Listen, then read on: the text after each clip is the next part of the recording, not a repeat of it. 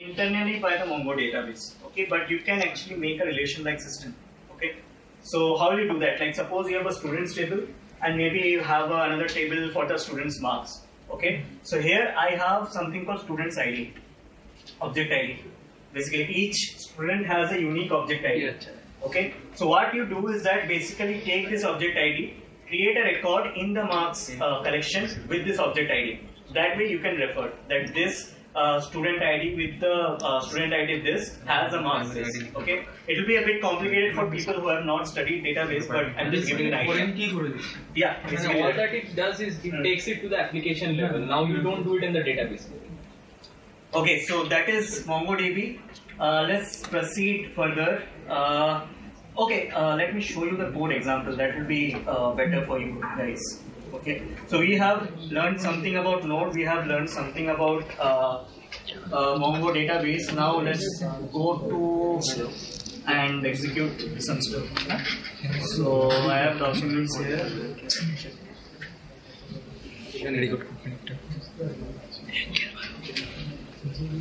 There is already this thing is so you can find this code in the web. Okay, I'll give you the link in the event page. You can just access it from there. This is just some example code. Okay, it doesn't have anything useful.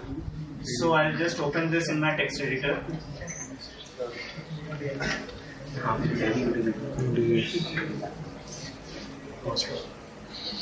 So where is that? Boilerplate. Okay, so I have opened the project in my text editor, so you'll be able to see the code now. Let's try something. So this is the recommended structure of a Node Express application. Okay, this is the recommended structure. You can organize any way you like, but I like this structure, so I've organized like this. So I have something called app.js here.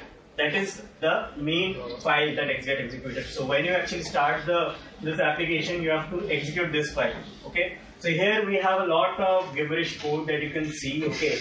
So this is how I'm including the express. I'm basically creating a variable. Like I told you, JavaScript, everything is object, and you can create any object with a var keyword. So when you are telling var express equal to require express, you are actually including the library and storing the library details in the express variable.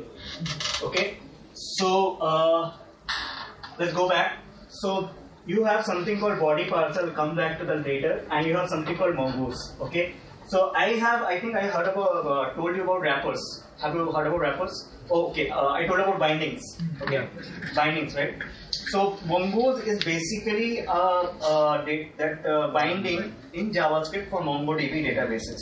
Okay, so whatever the commands that you executed in the shell for find, update, delete, etc., can be done using mongoose. Okay, I'll come back to the thing later. So anyway, so let's look at the basic code here. We just know about require.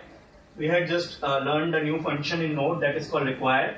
And so that is how you include libraries in Node. Okay, we just say require and then the library name. Like that I have required express. Okay, now like that I have required body parser. Like that I have required mongoose. I'm including 3 libraries that will get used. Okay, since Node is very minimalistic, doesn't supply this language, doesn't have support for querying databases, doesn't have support for say parsing something, it doesn't have support for creating the server. So what we have done is that we included libraries here. Okay, so let's try executing this. Let's see what will happen if I try to execute this. So basically, create one more new tab. I go to downloads. So that is how you execute Node. Basically, this is the Node interpreter, by the way. Just type Node, it is gone. This is like your Chrome interpreter I showed you. Like suppose if we say var is equal to A6 here, it will. I don't think you can see, but that is basically undefined. Okay, let me double check on it. That's undefined. The color is bad, but that is undefined. Now if I say A, I'll get 6. So that is basically the interpreter. Like I told you, JavaScript interpreter is available everywhere. Only the implementation is different, a few objects are extra. So this is the Node interpreter. It's like the same interpreter for the Chrome, but it has a few server-specific objects. It doesn't have the browser-specific objects here. Okay. So, okay, let's try executing our thing here. So basically I go to my boilerplate code. I'm there and I try node app.js. I think I'll get an error. Yeah, I got an error. What does it say? It says cannot find module express. So what is the problem? Can anyone explain? Not you. Anyone else? What can be the possible problem there? I got an error which says cannot find module express. The express module has not been imported. I mean, required express has not